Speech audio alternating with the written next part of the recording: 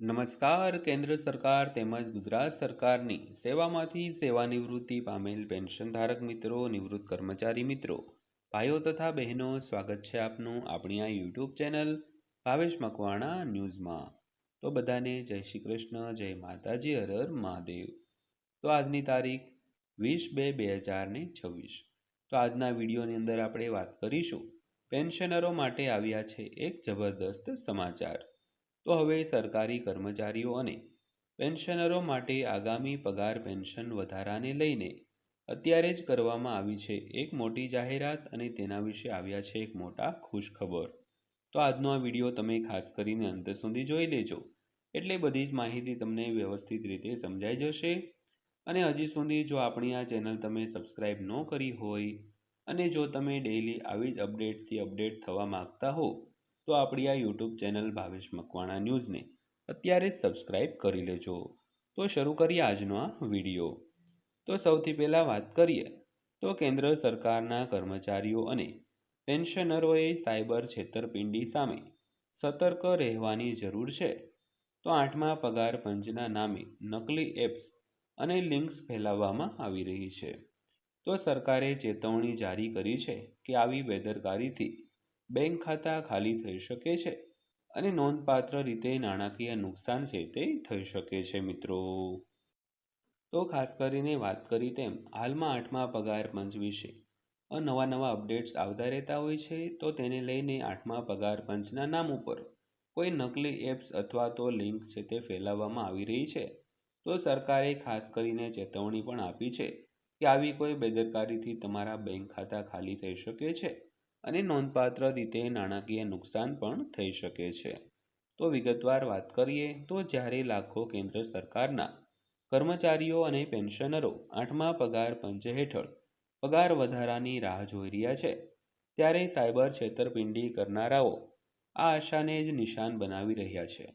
તો તાજેતરમાં 8મું પગાર પંચ પગાર કેલ્ક્યુલેટર નામની એક નકલી એપ વાયરલ થઈ રહી છે અને તેમને વોટ્સએપ અને સંદેશાઓ દ્વારા લિંક્સ મોકલીને ડાઉનલોડ કરવાનો પ્રયાસ પણ કરવામાં આવી રહ્યો છે.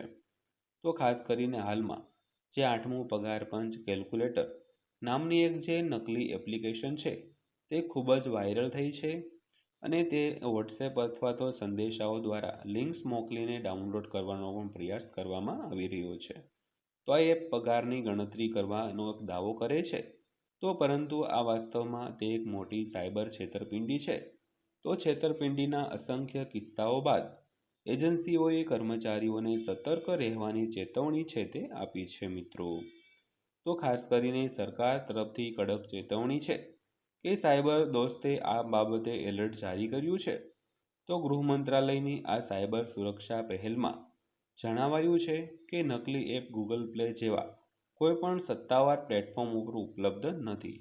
તો સ્કેમર્સ તેને એપીકે ફાઇલ તરીકે મોકલે છે અને તેના સીધા મોબાઈલ ફોન ઉપર ઇન્સ્ટોલ કરવાનું કહે છે, તો જે અત્યંત જોખમી હોઈ શકે છે. તો સરકારે પણ સ્પષ્ટતા કરી છે કે ક્યારેય વોટ્સએપ અથવા તો અન્ય કોઈ મેસેજિંગ પ્લેટફોર્મ દ્વારા એપીકે ફાઇલો મોકલતી નથી મિત્રો. તો ખાસ કરીને વાત કરી કે સરકારે આવી એક ચેતવણી આપી છે કે કોઈ સ્કેમર્સ એપીકે ફાઇલ એટલે કે એપ્લિકેશન નામની એક ફાઇલ હોય તો તે તમારા સીધા મોબાઈલ પર ઇન્સ્ટોલ કરવાનું કહેતા હોય છે. તો ખાસ કરીને સરકારે સ્પષ્ટતા કરી છે કે ક્યારેય વોટ્સએપ અથવા તો કોઈ અન્ય મેસેજિંગ પ્લેટફોર્મ દ્વારા એપીકે ફાઇલો એટલે કે એપ્લિકેશન લખેલી ફાઇલો હોય તે મોકલતી નથી. તો નિષ્ણાંતોના મતે આ નકલી એપ મોબાઈલ ડિવાઇસ પર ઇન્સ્ટોલ થતાની સાથે જ તેને બેકગ્રાઉન્ડમાં શાંતિથી કામ કરે છે. તો આના દ્વારા છેતરપિંડી કરનારાઓ ફોન મેસેજ, બેંકની માહિતી અથવા તો ઓટીપી પણ મેળવી લે છે. તો ઘણા કિસ્સાઓમાં વપરાશકર્તા અજાણ હોય છે અને મિનિટોમાં બેંક ખાતામાંથી પૈસા ઉપાડી લેવામાં આવે છે. તો સાયબર ગુનેગારો આ પદ્ધતિનો ઉપયોગ કરીને તે લોકોના મહેનતના પૈસા છેતરવા માટે કરવામાં આવી રહી છે. તેથી કોઈપણ અજાણી લિંક અથવા તો ફાઇલ ડાઉનલોડ કરતા પહેલાં સાવધાની અને ચકાસણી તે જરૂરી છે. તો ખાસ કરીને આ બાબતે કર્મચારીઓએ શું કરવું તેની માહિતી આપીએ તો જો તમે ભૂલથી કોઈ શંકાસ્પદ એપ ડાઉનલોડ કરો છો તો તેને તાત્કાલિક અનઇન્સ્ટોલ કરો અને જો જરૂરી હોય તો તમારા ફોનને ફેક્ટરી રીસેટ કરો. તો ક્યારેક ઓટીપી કે બેંક ખાતાની માહિતી શેર કરશો નહીં. ફક્ત 8મા પગાર પંચ સંબંધિત માહિતી સત્તાવાર સરકારી વેબસાઇટ પરથી જ મેળવો. કોઈપણ સાયબર છેતરપિંડીની તાત્કાલિક જાણ national cyber crime helpline number 1930 પર અથવા સત્તાવાર પોર્ટલ પર દાખલ કરો અને સતર્ક રહો, સુરક્ષિત રહો, કારણ કે સહેજ પણ બેદરકારીથી નોંધપાત્ર રીતે નુકસાન છે તે થઈ શકતું હોય છે. તો ખાસ કરીને આવું કોઈ પણ કાર્ય જો તમારે ભૂલમાં થઈ ગયું હોય તો શંકાસ્પદ એપ ડાઉનલોડ કરી હોય તો તેને તાત્કાલિક અનઇન્સ્ટોલ કરી નાખો. અને જો જરૂર હોય તો તમારા ફોનને એકવાર ફરીથી ફેટા ડિરેક્ટરી જે છે તેને રીસેટ પણ કરી લો. તો ક્યારે ઓટીપી કે બેંકની માહિતી શેર કરવી નહીં. ફક્ત 8મા પગાર પંચની માહિતી અને કોઈપણ એપ્લિકેશન હોય તે સત્તાવાર સરકારી વેબસાઇટ પરથી જ મેળવો.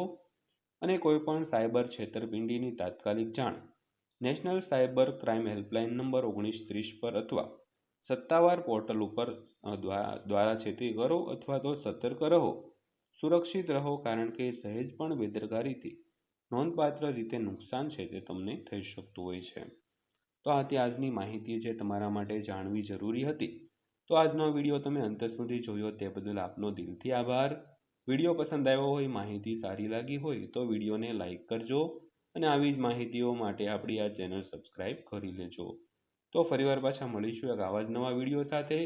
ત્યાં સુધી સૌને જય હિન્દ, વંદે માતરમ.